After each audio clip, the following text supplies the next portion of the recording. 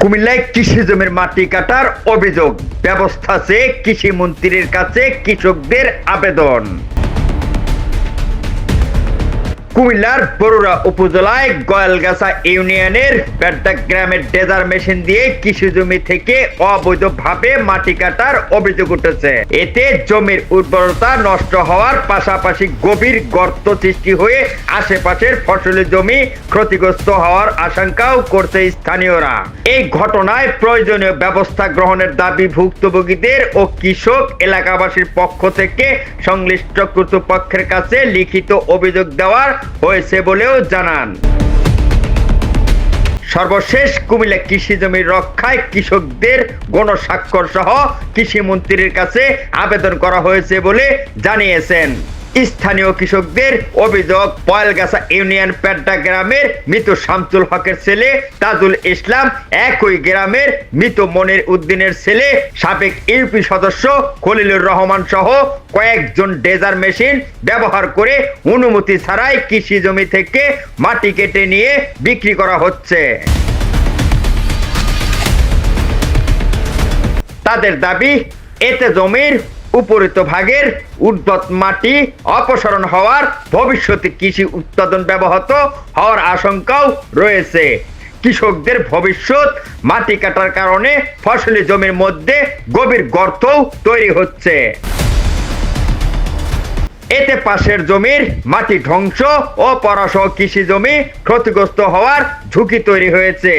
স্থানীয়ভাবে বিষয়টি জানানো হলেও কার্যক্রম বা প্রতিক্রিয়া না পাওয়ায় মাটি কাটার সঙ্গে জড়িতদের আরো বেপরোয়া হয়ে উঠছে বলেও অভিযোগ রয়েছে।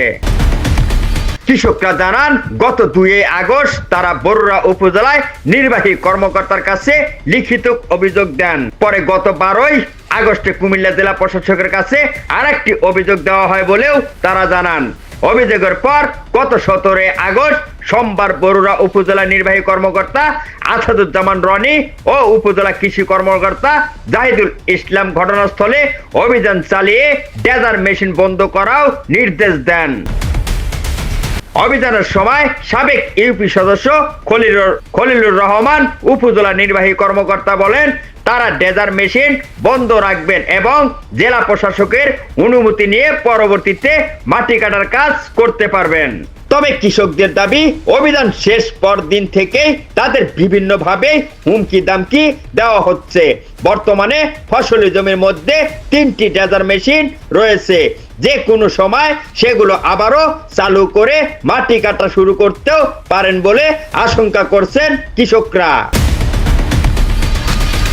ভুক্তভোগী কৃষক ও কৃষি জমি রক্ষা এবং মাটি কাটার সঙ্গে জড়িতদের বিরুদ্ধেই ব্যবস্থা নিতে তারা গণস্বাক্ষর সংগ্রহ করে কৃষি মন্ত্রীর কাছে লিখিত একটি আবেদন করেন।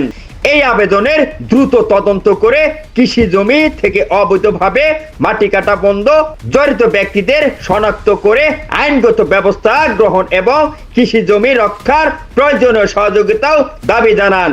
একই সঙ্গে ভবিষ্যতে কোনো চক্র যাতে কৃষি জমি থেকে অবৈধভাবে মাটি কাটতে না পারে এই বিষয়ে আইনগত ব্যবস্থা নেওয়ার অনুরোধ জানিয়েছেন। রোববার 23 আগস্ট এই বিষয়ে কুমিল্লা জেলা প্রশাসক রুজি আক্তার মুঠোফোনে বলেন, আমার লিখিত অভিযোগ পেয়েছি। ইতিমধ্যেই কয়েকবার অভিযান করা হয়েছে। আপাতত ডেজার মেশিন বন্ধ রয়েছে। বিষয়টি আবারও গুরুতরভাবে দেখা হবে। মোহাম্মদ রেজা, কুমিল্লা ক্রাইম বার্তা।